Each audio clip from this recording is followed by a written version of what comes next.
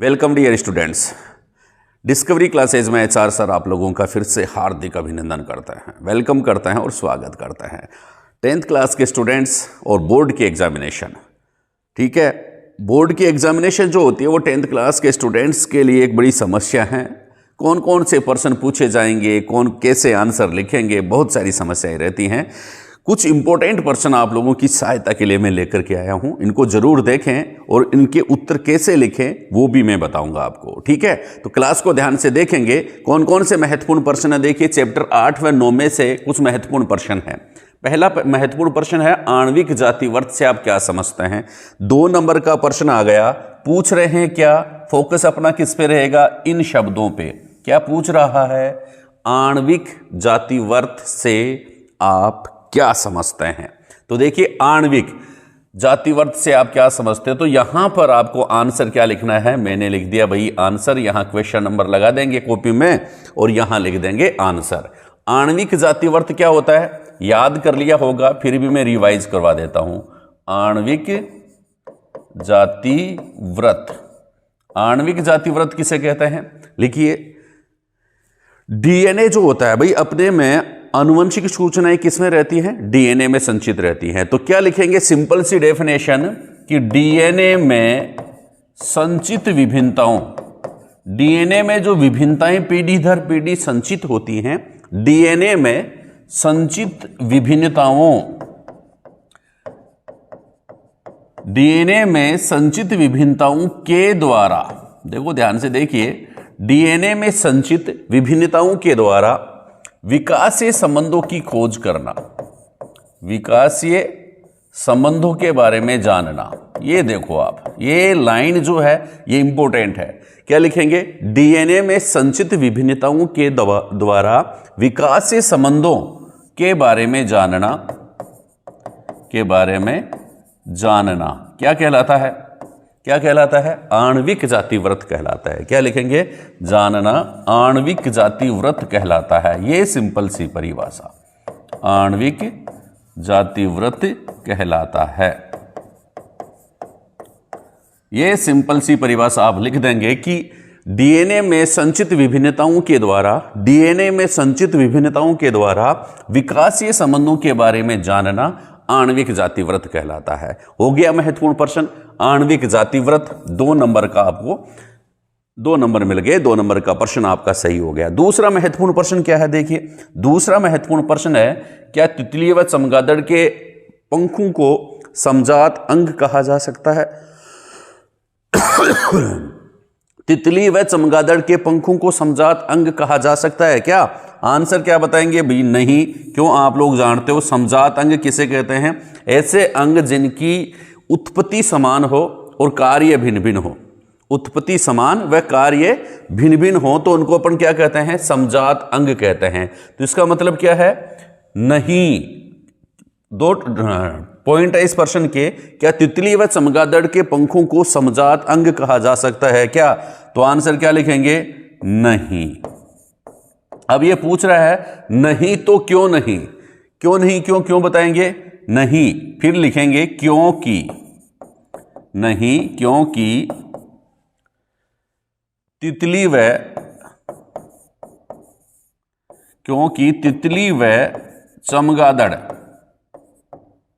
चमगादड़ के पंखों की उत्पत्ति, के पंखों की उत्पत्ति एक समान नहीं है, उत्पत्ति एक समान नहीं है। इतनी सी लाइन आप लोग बता देंगे, ठीक है। 2 नंबर मिल गए, इतना सा लिखा आपके 2 नंबर मिल गए, नहीं लिखते ही तो 1 नंबर।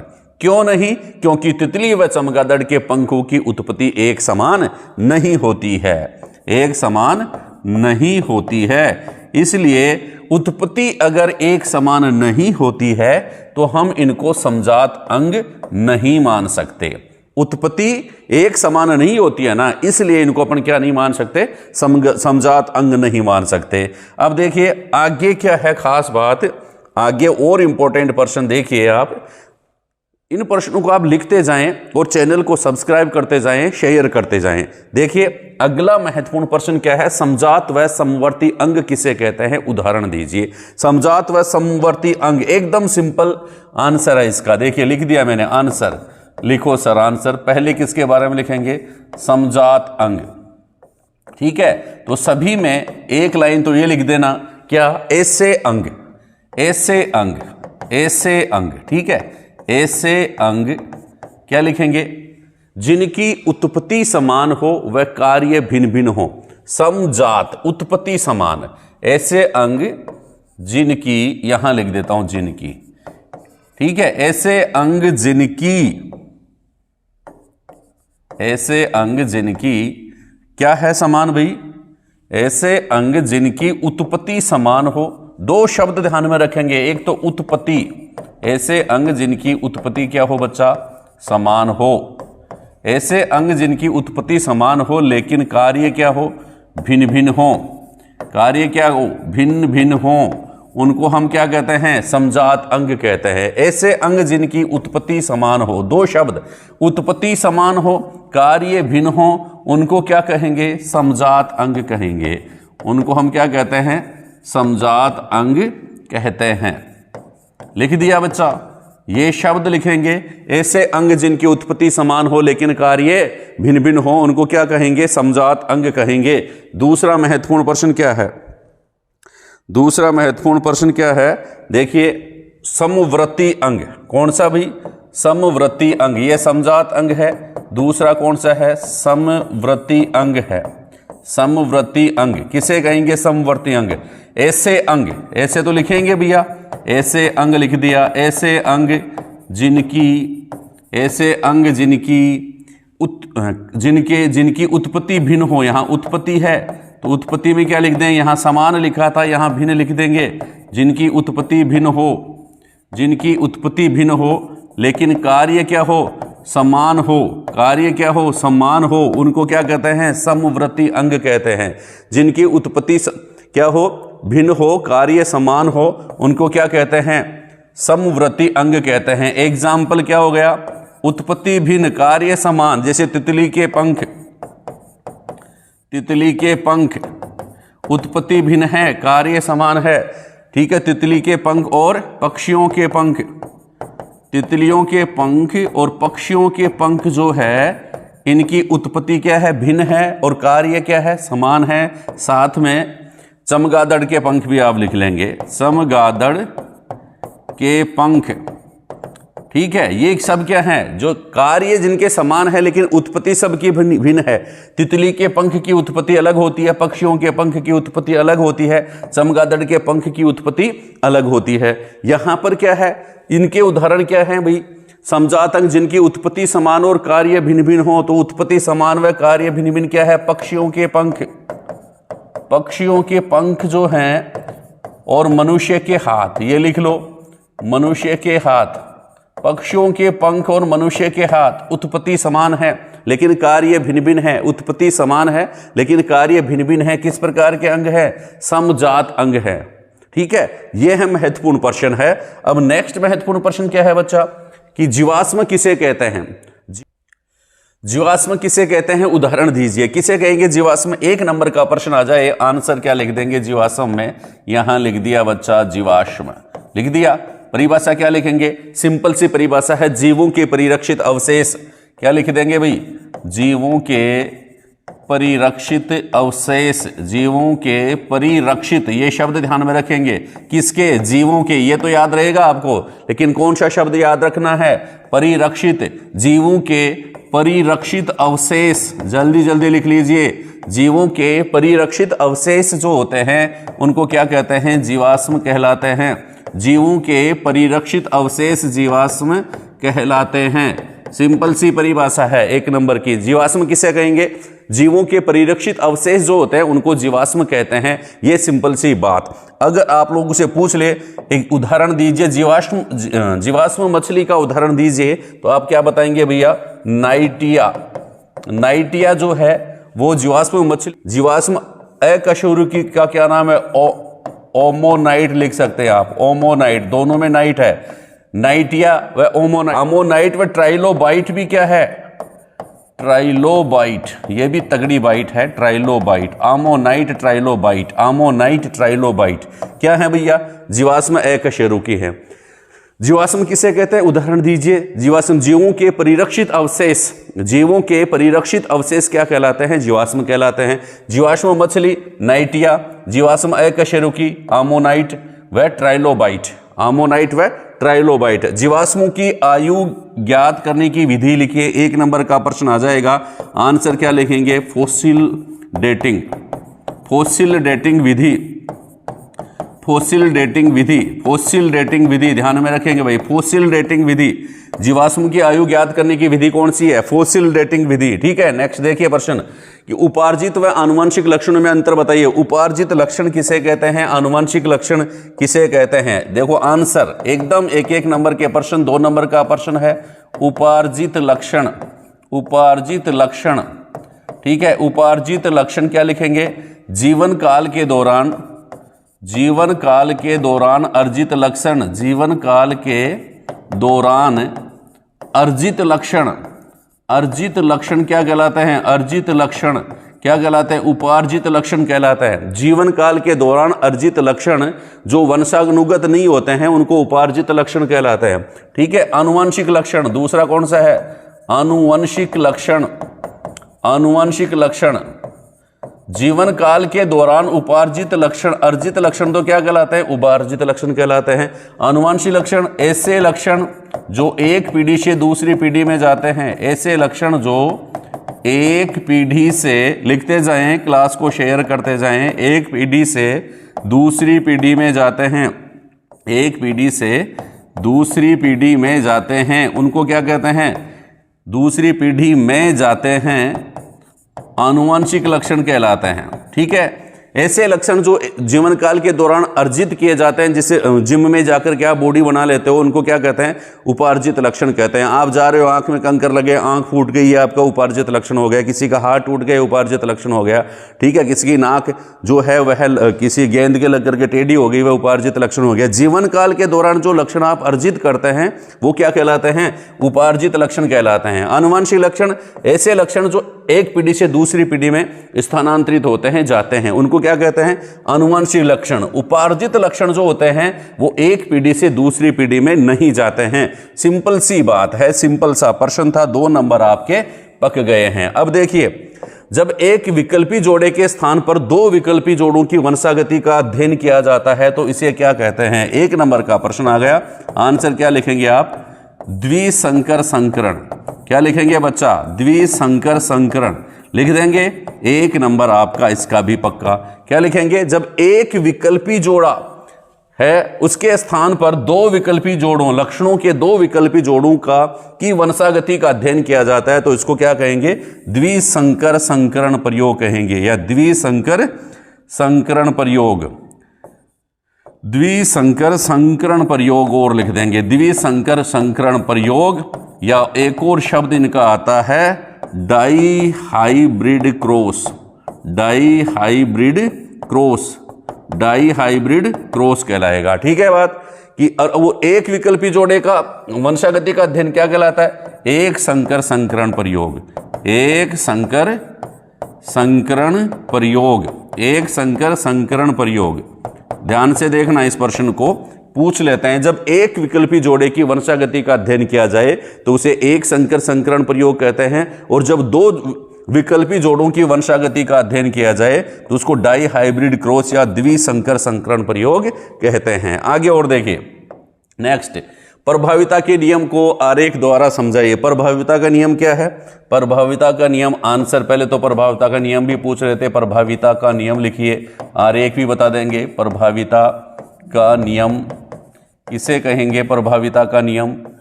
ठीक है, लिखेंगे पहले ऐसे लक्षण, ऐसे लक्षण, पहले लक्षण से शुरू करेंगे, नियम प्रभाविता का है, लेकिन शुरू कहां से करेंगे? आंसर ऐसे लक्षण से। ध्यान से रखना, ध्यान से देखना, ध्यान से लिखना। ऐसे लक्षण जो, ऐसे लक्षण जो F1 पीढ़ी में, F1PD, ये शब्द भी लिखना है। कौन सा शब्द? F1PD, ये जरूरी है। ऐसे लक्षण जो F1PD में प्रकट होते हैं, ऐसे लक्षण जो F1PD में प्रकट होते हैं, सिंपल सी डेफिनेशन लिख रहे हैं। ऐसे लक्षण जो F1PD में प्रकट होते हैं उन्हें प्रभावी लक्षण कहते हैं। उन्हें क्या कहते हैं बच्चा? प्रभावी लक्षण कहते हैं। ठीक है, ऐसे लक्षण जो F1PD में प्रकट होते हैं उन्हें प्रभावी लक्षण कहते हैं, तथा जो लक्षण F1PD में प्रकट नहीं होते, तथा जो लक्षण F1PD में प्रकट नहीं होते, F1PD में प्रकट नहीं होते उन्हें अप्रभावी लक्षण कहते हैं। अप्रभावी लक्षण कहते हैं। ठीक है, जो लक्षण F1PD में अपना प्रभाव प्रकट कर देते हैं, F1PD में प्रकट हो जाते हैं, उन्हें प्रभावी लक्षण कहते हैं, तथा जो लक्षण F1PD में अपना प्रभाव प्रकट नहीं कर पाते या F1PD में प्रकट नहीं होते हैं उन्हें अप्रभावी लक्षण कहते हैं, तथा इसे ही प्रभाविता का नियम कहते हैं। इसे ही क्या कहते हैं बच्चा? प्रभाविता का नियम कहते हैं। लिख देंगे इस बात को, प्रभाविता का नियम कहते हैं। अब देखिए किस प्रकार से इसको अगर आरेख भी बनाना पड़े तो फटाफट आरेख बना देना। कैसे बच्चा? इधर बना रहे हैं अपन आरेख। देखिए मेंडल ने क्या किया? शुद्ध लंबा पौधा लिया। शुद्ध लंबा पौधा के लिए आप TT कैपिटल T लिख देंगे। ठीक है, शुद्ध लंबा पौधा, तथा शुद्ध बोना पौधा लिया, स्मॉल t लिख देंगे। ठीक है, इन्होंने जब इनके बीच में संकरण करवाया, तो प्रथम F1PD में सभी पौधे लंबे प्राप्त हुए। सभी पौधे किस प्रकार के प्राप्त हुए? सभी पौधे लंबे। तब मेंडल ने सोचा कि ये शुद्ध बोना पौधा था, शुद्ध बोना, यहाँ शुद्ध बोना लिख देंगे, शुद्ध बोना, और ये शुद्ध लंबा। ठीक है, तो शुद्ध लंबा पौधा F1PD, यहां पर कौन सी पीडी आ गई बच्चा? F1PD में सभी पौधे लंबे प्राप्त हुए। तो मेंडल ने सोचा भाई ये शुद्ध बोने का लक्षण कहां गया? इसके लिए इसने क्या करवा दिया भाई? इनके बीच में संकरण प्रयोग करवा दिया। क्या करवा दिया? संकरण प्रयोग करवा दिया।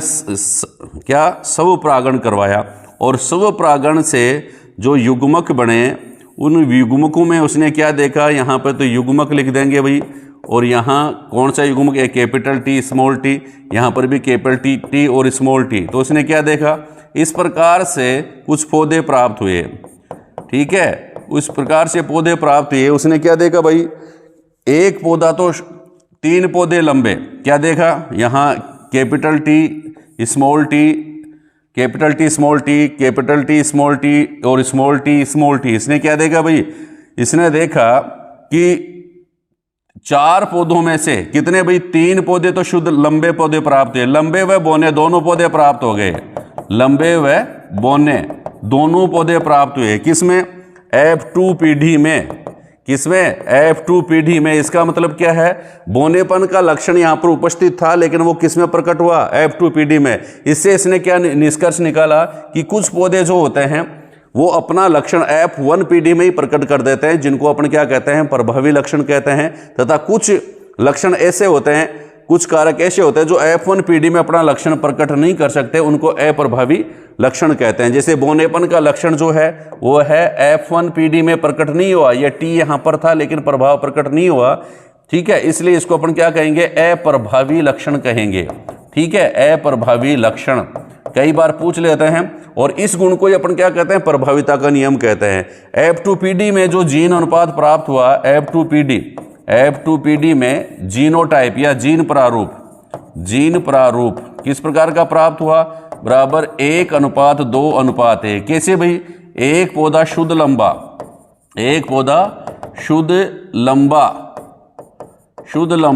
2 पौधे अशुद्ध लंबे, और एक पौधा शुद्ध बोना। एक पौधा किस प्रकार का प्राप्त हुआ? शुद्ध बोना। इस प्रकार जो जीन प्रारूप प्राप्त हुआ वो 1:2:1, और जो लक्षण प्रारूप यहाँ का मिला अपने को, फिनोटाइप, लक्षण प्रारूप वो कितना था 3:1। लक्षण प्रारूप क्या था 3:1, मतलब 3 पौधे तो लंबे, 3 पौधे तो क्या लंबे, और 1 पौधा कैसा प्राप्त हुआ था F2PD में, बोना प्राप्त हुआ था। ये एकल संकर संकरण प्रयोग के जीन प्रारूप व लक्षण प्रारूप हैं। याद रखेंगे, सिंपल बातें एकदम स्पीड से आपको बताया है, इसलिए आप इसको ध्यान से देखें और आगे और बढ़